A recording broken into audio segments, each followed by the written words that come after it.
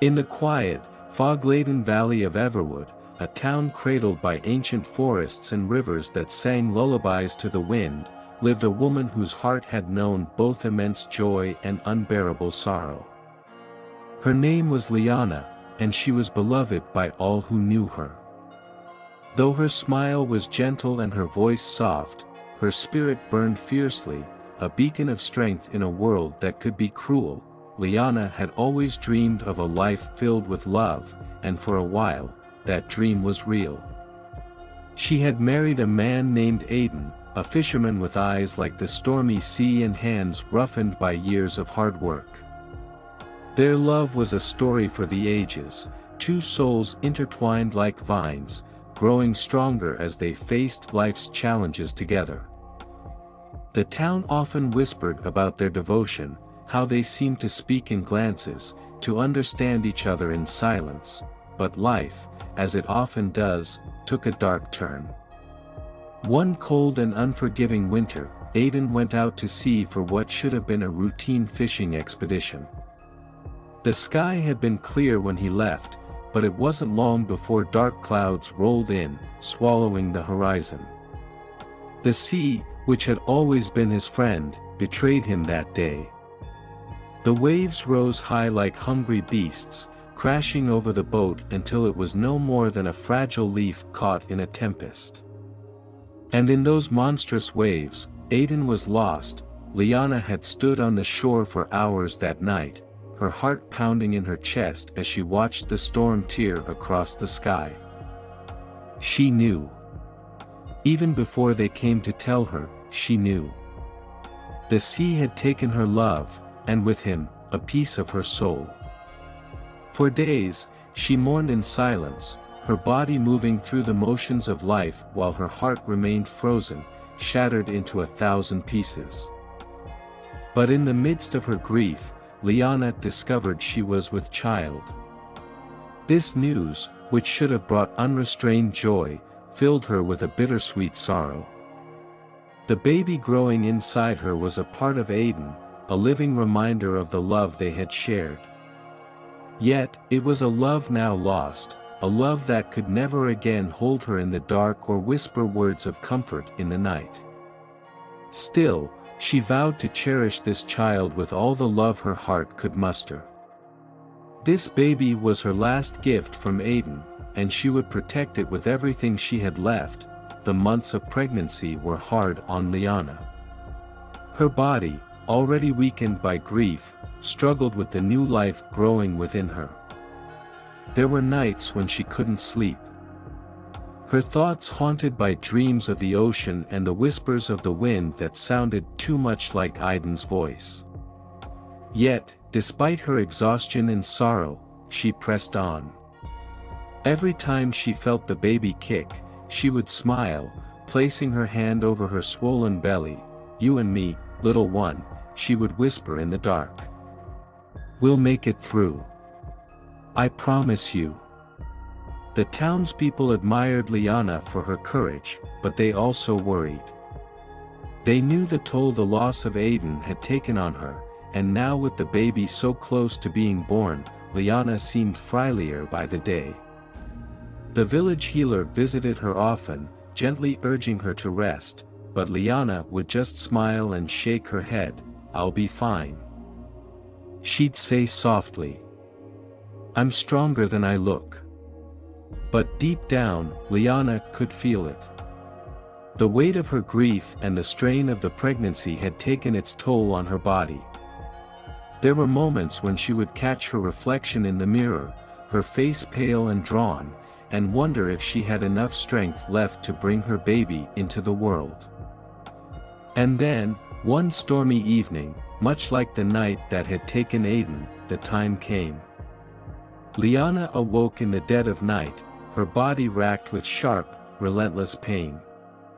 Outside, the wind howled like a wild beast, and the rain pounded against the roof with a fury that seemed to echo the chaos inside her.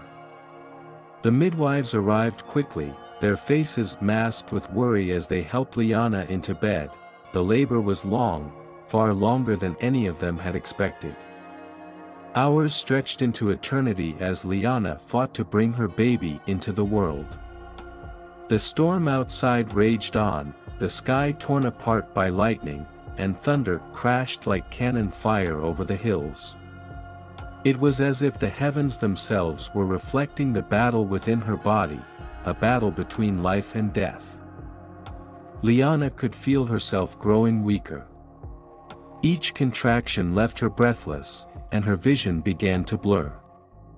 The midwives whispered to each other in hushed tones, glancing nervously at the mother who had once seemed so strong but now looked as though she was slipping away before their very eyes, but Lyanna wouldn't give up.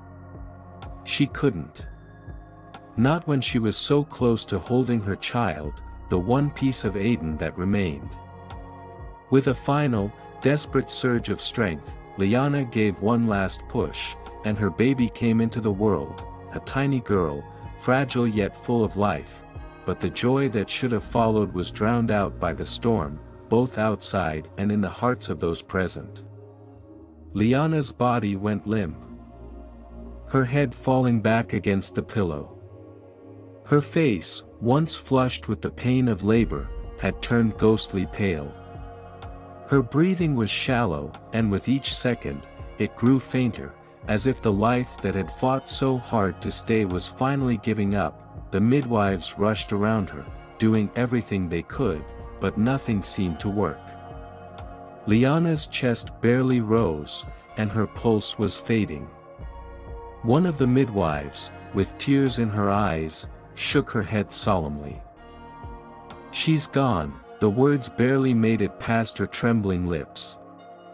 She couldn't hold on.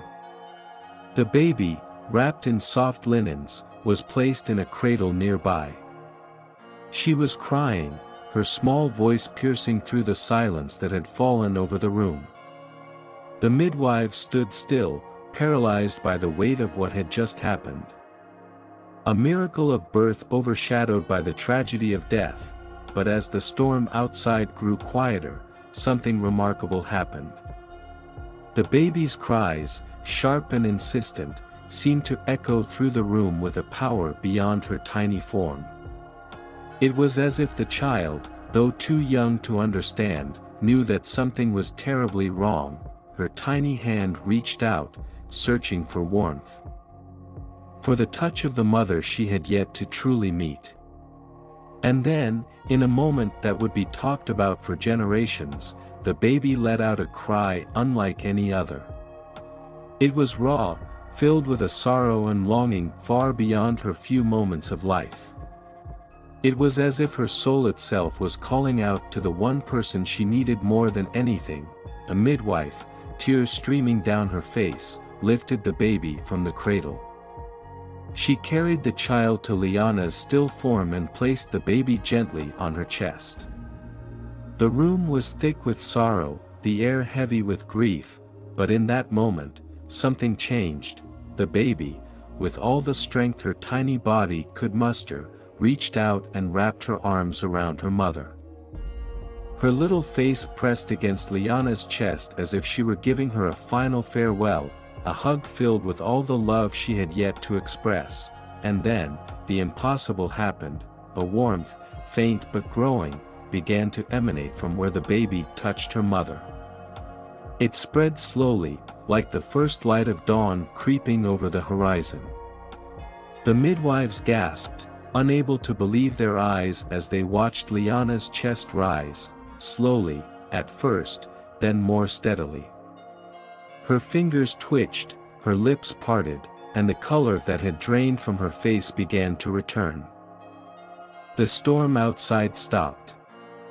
The wind, the rain, the thunder, all fell silent as if the world itself had paused to witness what was happening. Time seemed to hold its breath. Lyanna's eyes fluttered open, weak, confused, but alive. She looked down at the baby lying on her chest, the child who had pulled her back from the brink. A single tear rolled down her cheek as she wrapped her arms around her daughter, holding her as close as she could. The midwives could barely speak, their voices caught in their throats. They had witnessed a miracle, something beyond explanation, beyond the grasp of reason. The bond between mother and child had defied even death itself. Liana, though fragile, smiled weakly at her daughter. "You brought me back," she whispered, her voice barely audible. "You saved me." The baby, as if understanding, snuggled closer to her mother, her cries softening into contented coos. The room, once filled with tension and sorrow, now felt like the heart of a new beginning. The days that followed were filled with wonder. Liana, though still recovering, grew stronger with each passing moment, and her connection with her daughter deepened. The villagers spoke in hushed tones of the miracle that had occurred. Some called it magic, others the work of angels, but all agreed on one thing: the bond between Liana and her child was unlike anything they had ever seen. They marveled at how, even as an infant, Aisling, Liana's chosen name for her daughter, had fought for her mother, how her love had transcended the boundaries of life and death. It was as if Aisling had known, deep in her soul, that her mother wasn't meant to leave just yet, that their story had only just begun. As the years passed, Liana and Aisling's bond only grew stronger. They were inseparable, the light of each other's lives. Aisling would often ask her mother about the night she was born, about the storm and the silence that followed. "Was I scared, Mama?" she would ask, her wide eyes filled with curiosity. Liana would smile, pulling her daughter close. "No, my love. You weren't scared. You were brave. Braver than anyone I've ever known. You brought me back from a place I couldn't return from on my own." "But how?" Aisling would whisper, her voice filled with wonder. Liana would stroke her daughter's hair, her heart swelling with gratitude. "Because, my darling, love is stronger than anything in this world. It's stronger than the wind, stronger than the sea, stronger even than death. And in that moment, your love reached me and pulled me back. We're bound together, you and I, in ways that no one else can understand." The story of Liana and Aisling spread far beyond the borders of Everwood. Travelers would come from distant lands to see the mother and daughter who had defied the impossible. Some came seeking blessings, others to hear the tale told in Liana's soft voice, but all left with the same realization: the power of love was greater than they had ever imagined. Liana never sought fame or recognition for what had happened. To her, it wasn't about the miracle itself but about the bond she shared with her daughter, a bond that had saved her life. Every night, as she tucked Aisling into bed, she would whisper the same words into her ear, words that carried the weight of her experience: "Love is the thread that weaves us together. No matter where we are, no matter how far. And as long as we hold on to that love, nothing, not even the darkest night, can keep us apart." Aisling would fall asleep with those words wrapped around her like a blanket, knowing deep in her heart that her mother would always be there, no matter what, for theirs was a love that had conquered even death.